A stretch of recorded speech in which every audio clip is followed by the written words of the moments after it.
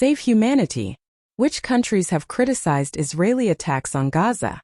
From South Africa to Norway, the Middle East to Southeast Asia, calls for an end to the siege of Gaza are growing.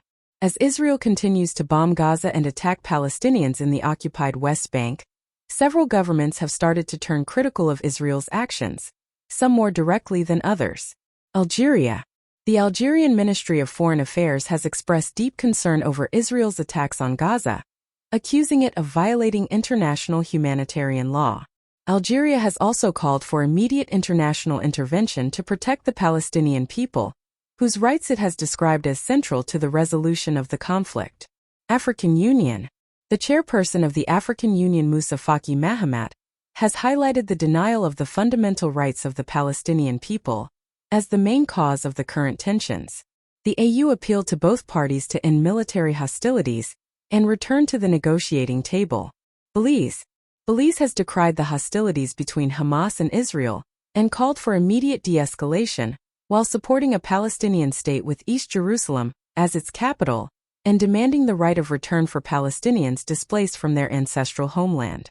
Brazil's Foreign Minister Mauro Luiz Iker Vieira said on Friday that his country has received with dismay the news that Israeli forces called for all civilians, more than 1 million, living in northern Gaza to leave within 24 hours.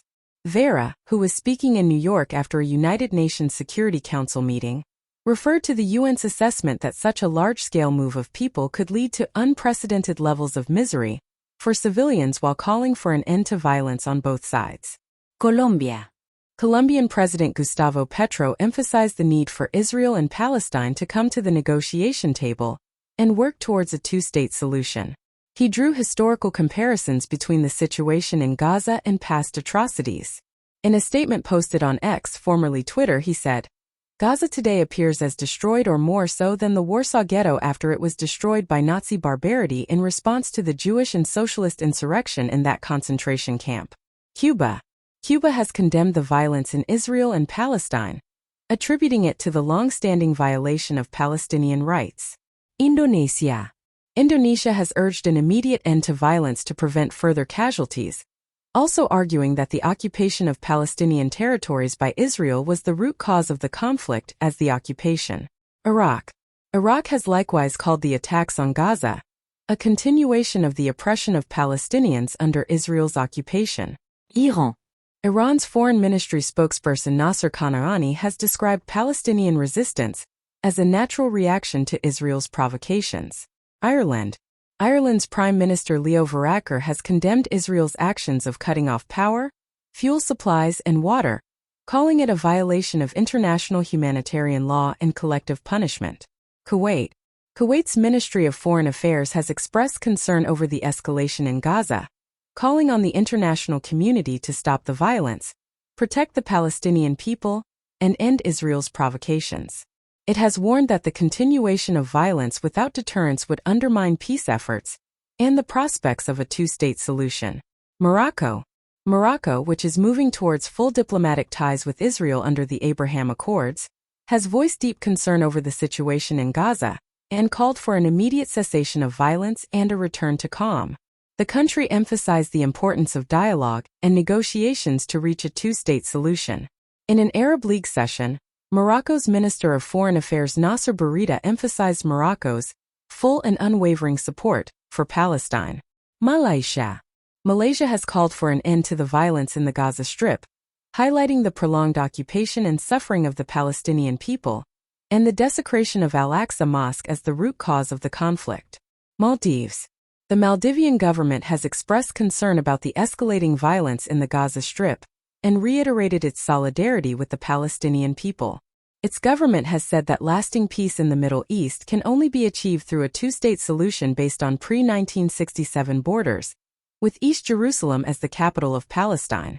Norwegian Foreign Minister Anniken Huitfeldt has criticized the total blockade of Gaza as unacceptable and emphasized that Israel's right to self-defense must adhere to international law.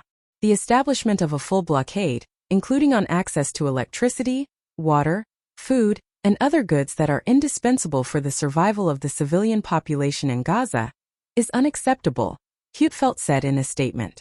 The scale of destruction in Gaza is enormous. A large number of civilians have been killed. Given a full blockade by Israel, closed border crossings, and continued Israeli attacks, I fear that the civilian population in Gaza will face even greater hardship in the days to come, she added. Oman's Ministry of Foreign Affairs has expressed concern over the ongoing escalation between Palestinians and Israelis, emphasizing the need for both parties to exercise restraint and calling for international intervention to stop the escalation. Stressing the importance of adhering to international law, Oman highlighted the strategic necessity of finding a just, comprehensive, and lasting solution to the Palestinian issue based on the two-state solution.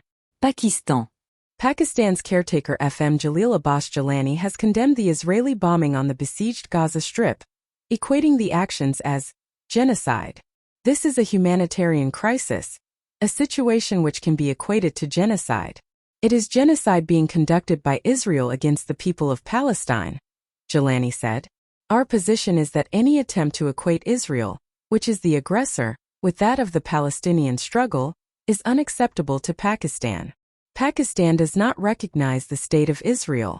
It has historically said that the occupied Palestinian territories must be vacated in line with the UN resolutions on a two-state solution. Qatar has called for all parties to de-escalate and exercise restraint amid the escalating situation in Gaza, holding Israel responsible for the escalation due to its violations of Palestinian rights, particularly incursions into Al-Aqsa Mosque. The Ministry of Foreign Affairs urged the international community to compel Israel to respect international law and the historical rights of the Palestinian people and prevent further violence against Palestinian civilians. Qatar has reiterated its firm position in support of the Palestinian cause, including the establishment of an independent state based on the 1967 borders with East Jerusalem as its capital. Russia stressed that the Israeli-Palestinian conflict cannot be resolved by force, but through political and diplomatic means. Russia called for an immediate ceasefire, renouncing violence, and a negotiation process with international community assistance to establish lasting peace in the Middle East. President Vladimir Putin has emphasized the creation of an independent Palestine state with East Jerusalem as its capital to resolve the issue. Moscow has also refused to list Hamas as a terrorist organization following similar steps taken by France and the European Union earlier this week. Syria has praised the Palestinian resistance factions behind the October 7th attack, while criticizing Israel's occupation and siege. South African President Cyril Ramaphosa on Saturday underscored his country's historic support for the just struggle of Palestinians in a public statement, standing with a keffiyeh around his shoulders in front of people, holding aloft small Palestinian flags. All of us standing here pledge our solidarity with the people of Palestine, he said. He described Israel as an oppressive regime and pointed to what many human rights groups have described as Israel's apartheid-like policies towards Palestinians. Venezuela. The government of Venezuela voiced its anxiety concerning the situation in the Gaza Strip and called for the end of violence throughout Palestinian territory through direct dialogue and compliance with UN Security Council Resolution 2334. Venezuela urged the United Nations to fulfill its role as a guarantor of international peace and legality.